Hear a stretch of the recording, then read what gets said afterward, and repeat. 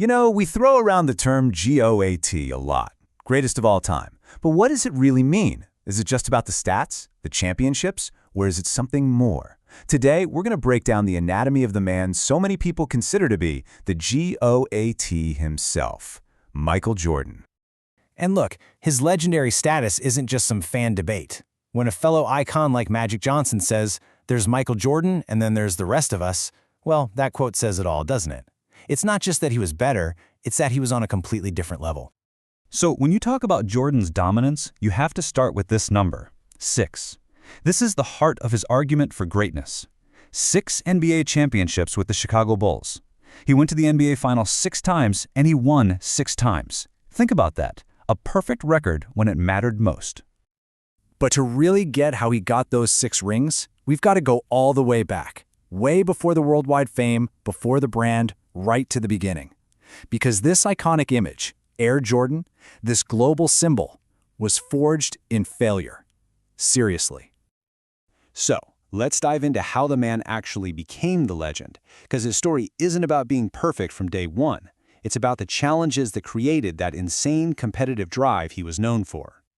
So what was the turning point? The thing that lit that fire in him? He got cut from his high school's varsity team. As a sophomore, standing at just 5'11", they told him he was too short. Can you imagine that? That one moment of rejection, that became the gasoline for his entire career. But did he quit? No way. He went to the junior varsity team and started dropping like 40-point games just to prove everybody wrong.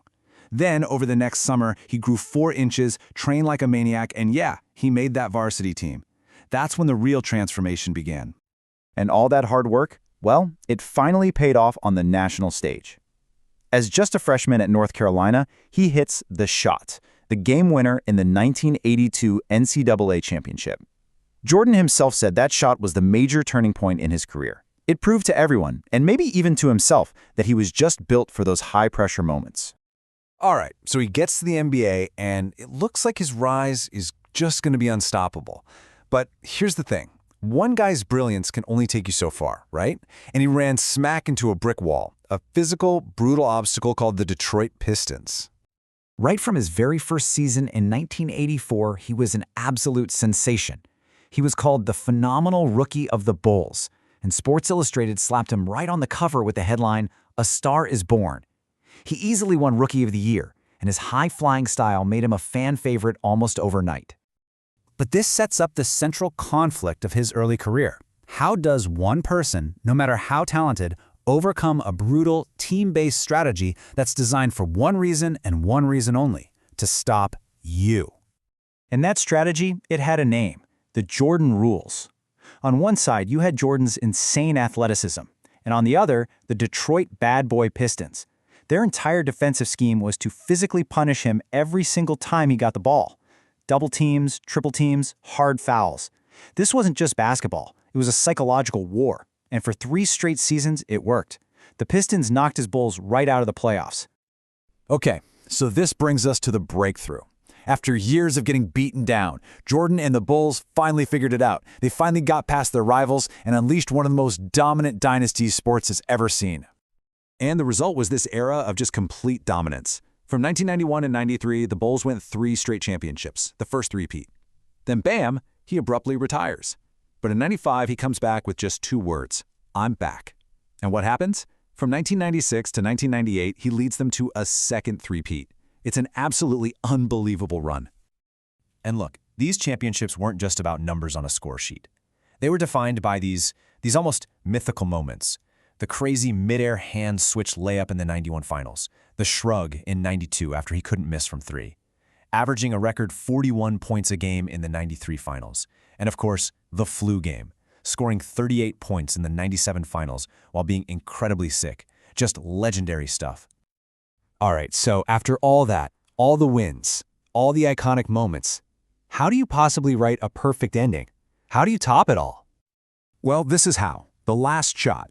Let's walk through this, because it's cinematic. We're in the final 42 seconds of the 1998 NBA Finals. First, he scores a quick layup, cuts the lead to just 1 point. Then, he sneaks up behind superstar Karl Malone and steals the ball. He takes it down the court, hits him with that famous crossover, rises up, and sinks the game-winning shot. his 6th championship. It's a literal storybook ending. But you see, Jordan's story, it's so much bigger than just what happened on the basketball court. His impact was so massive that he became a true global icon, and he changed sports, marketing, and culture forever.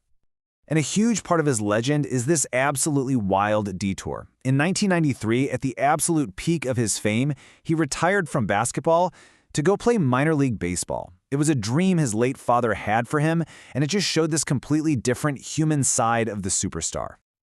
I mean, his legacy is really twofold, and both sides are just staggering. You look at the player, 6 championships, 5 MVPs, 10 scoring titles. Insane. But then you look at the icon, the Nike Air Jordan brand, starring in Space Jam, helping make the NBA a global game, becoming the first billionaire NBA player. The dude's impact off the court was just as revolutionary as his impact on it.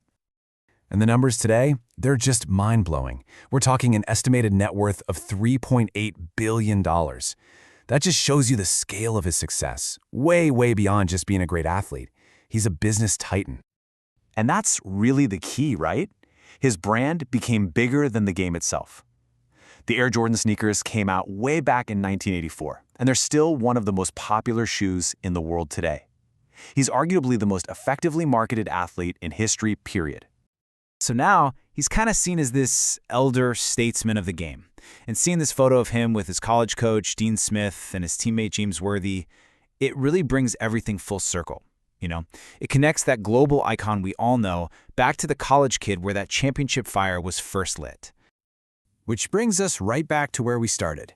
After looking at the whole picture, the failure, the dominance, the cultural impact, the business empire, what really defines the GOAT?